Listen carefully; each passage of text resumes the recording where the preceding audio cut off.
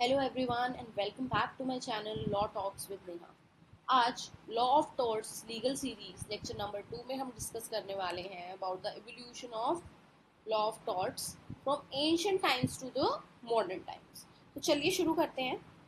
सबसे पहले हम देखते हैं कि एंशिएंट टाइम में there was rudimentary form of tort law जो एड्रेस करते थे सिविल रॉन्ग्स को और रेमेडीज प्रोवाइड करते थे टू द इंजर्ड पार्टी कि जिस पार्टी को नुकसान हुआ है उसे रेमेडीज दी जाती थी।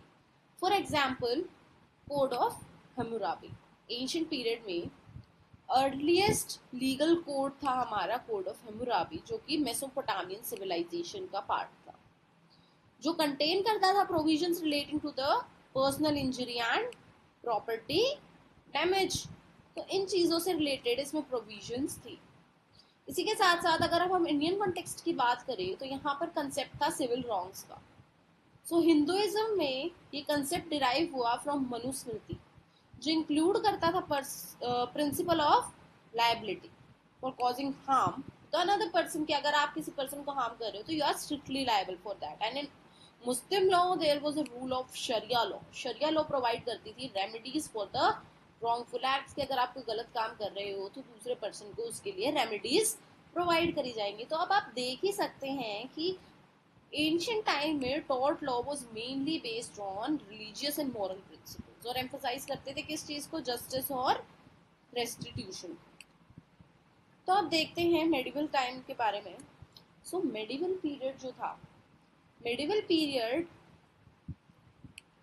there was a development of tort law which is fragmented and varied across different regions। तो मतलब क्या है कि मेडिवल पीरियड में टॉर्ट लॉ का डेवलपमेंट क्या था, वो फ्रेगमेंटेड था और वेराई करता था अलग अलग जगह पे और अलग अलग सिस्टम वहाँ पे फॉलो किया जाता था। जैसे कि यूरोप में जब वहाँ पे फॉल ऑफ रोमन एम्पायर हुआ, so the period of legal disarray with local customary laws governing civil wrongs कि वहाँ पे जो कस्टमरी लॉज था वो ज़्यादा प्रिवेल करने लगी सिविल रॉन्ग्स को डील करने के लिए। ऐसे ही फ्यूडलिज्म जो है उसने फर्दर कॉम्प्लिकेट कर दिया लीगल लैंडस्केप को क्योंकि वहाँ पर जो फ्यूडल लॉर्ड्स थे वो डिसीजंस लेते थे और अपने कस्टम्स और अपने जजमेंट्स के बेस पे, अपने कस्टम्स और अपनी पर्सनल जजमेंट के बेस पे वो है लोगों को जस्टिस प्रोवाइड करते थे।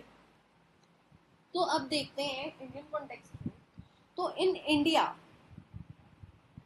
There was influence of Islamic rulers particularly Delhi Sultanate में और मुगल एम्पायर में Islamic rulers were more prevalent और शरिया लॉ जो है उस टाइम पे काफी डोमिनेंट रोल प्ले करता था। गाजीज जो उस टाइम पे जजेस होते थे अंडर शरिया लॉ वो एडमिनिस्टर करते थे जस्टिस को जो कि बेस्ड होती थी किस पे, ऑफ कोर्स इस्लामिक प्रिंसिपल्स पे। तो उस टाइम पे जो है एक बहुत ही फेमस प्रिंसिपल था जिसका नाम है एन आई फॉर एन आई कि अगर आप किसी इंसान को किसी लेवल तक का हार्म पहुंचा रहे हो तो you should also get that level of harm जो कि मोस्टली जस्टिस को जो है एम्फसाइज करता था। अब अगर हम बात करते हैं नॉर्मन कॉन्क्वेस्ट और कॉमन लॉ के बारे में, so the evolution of tort law took a significant turn with the Norman conquest of England 1066। So, during the rule of William the conqueror एक सेंट्रलाइज लीगल सिस्टम जो है वो develop करा गया और कॉमन लॉ का डेवलपमेंट हुआ जिसमें रॉयल कोर्ट्स जो हैं वो इस्टेब्लिश कर दी गई जिसमें लीगल प्रेसिडेंट्स का यूज किया जाने लगा instead of your customs and common law became the foundation of tort law in England. Common law जो है फाउंडेशन बन गया टॉर्ट लॉ का इंग्लैंड में।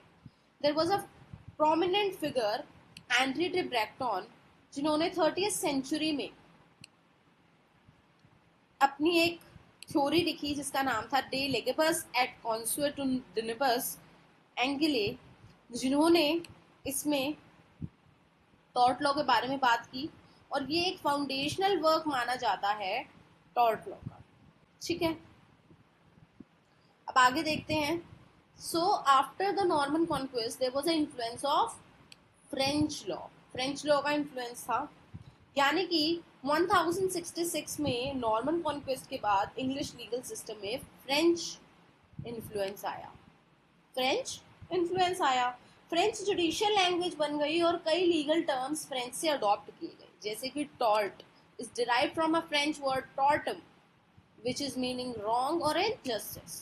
ठीक है, ऐसे ही the fusion of Norman and Anglo Saxon legal traditions led to the development of unique legal system in England, जिसमें जस्टिस, इक्विटी और गुड कंसाइंस के बारे में बात की गई थी और उन्हें एक इम्पॉर्टेंट रोल दिया गया था।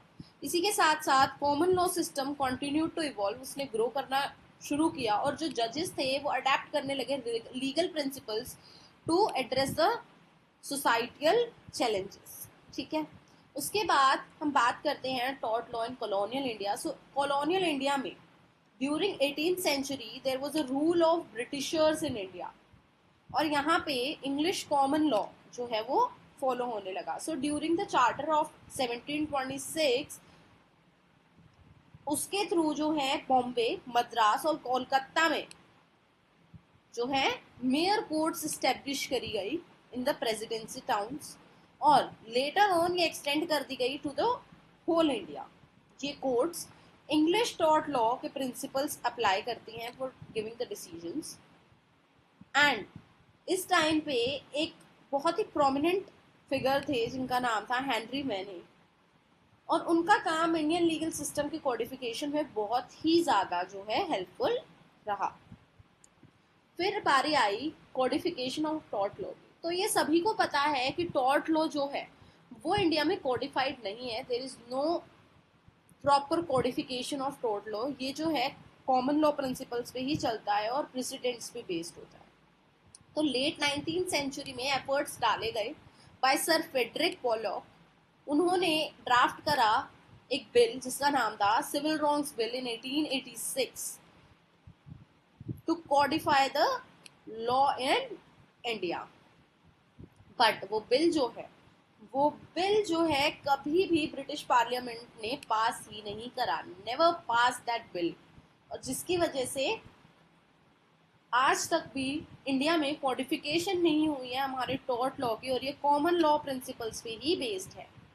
तो इंडियन कोर्ट्स ने फिर भी इंग्लिश कॉमन लॉ को अपना बेस बनाकर, इंग्लिश कॉमन लॉ के प्रेसिडेंट्स को अपना एक बेस बनाकर अपनी टॉर्ट जूरिस्प्रूडेंस डेवलप करी और इसी के साथ साथ जजेस applied the principle of justice, equity and good conscience. जजेस ने क्या अप्लाई करा? Principle of justice, equity and good conscience, adapting them to the Indian context. उन्होंने इंडियन कॉन्टेक्स्ट में उसको अप्लाई करा। फिर बात आती है पोस्ट इंडिपेंडेंस एरा की। सो 1947 में हमारे देश को इंडिपेंडेंस मिली और इंडिपेंडेंस के बाद development of tort law continue रहा। Indian courts begin to develop their own jurisprudence, अपना खुद का जूरिस्प्रूडेंस उन्होंने बनाना शुरू करा। तो इंडियन जुडिशरी ने कॉमन लॉ प्रिंसिपल्स को रिटेन कर दिया और इसी के साथ इंडियन कंडीशंस के हिसाब से नए डॉक्ट्रीज जो हैं डेवलप किए on the basis of countries social, economic and cultural context. ठीक है, फिर बात आती है एक बहुत लैंडमार्क केस जिसका नाम है MC Mehta versus union of India, जो डील करता है इन्वायरमेंटल पॉल्यूशन जो कि एक फर्टिलाइजर प्लांट से हुआ था दिल्ली में। और इसी केस के थ्रू सुप्रीम कोर्ट ने इंट्रोड्यूस करा था the principle of absolute liability. Principle of absolute liability में जो है इंडस्ट्रीज को स्ट्रिक्टली लायबल करा गया था for the hazardous activities. Absolute liability में होता है कि अगर आप कोई हैजार्डियस काम कर रहे हो तो आपकी गलती है नहीं है, you are liable for that, क्योंकि आप काम ही हैजार्डियस नेचर का कर रहे हो। तो ये था कि किस तरीके से हमारा टॉर्ट लॉ जो है वो इवॉल्व हुआ over the period of time. उम्मीद करती हूँ कि आप लोगों को समझ आया होगा और मेरी वीडियो को लाइक करें, इस वीडियो को शेयर करें अपने दोस्तों के साथ ताकि उनकी भी मदद हो, और चैनल को सब्सक्राइब करना ना भूलें for more such videos. And इसी के साथ साथ मैं अपनी लास्ट वीडियो को यहाँ पर टैग कर रही हूँ, that will be very helpful for you. So please go through that video also to know what is tort law and what are the characteristics essentials that are included in it. So stay tuned for the next video. Thank you so much.